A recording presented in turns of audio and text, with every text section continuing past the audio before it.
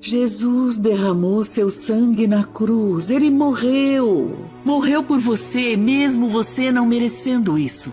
E ele ressuscitou dos mortos e oferece perdão e salvação para quem se voltar para ele. Mas a Bíblia também diz que não podemos pedir para sermos perdoados enquanto nos recusamos a perdoar os outros. Eu sei, senhora Clara, mas é tão difícil fazer isso. É sim, é sim. Mas é daí que a graça vem. Ele nos dá a graça. E ele nos ajuda a dar aos outros, mesmo quando eles não merecem. Nós todos merecemos o julgamento. E isso é o que o Santo Deus nos dá quando nos arrependemos e cremos em seu Filho.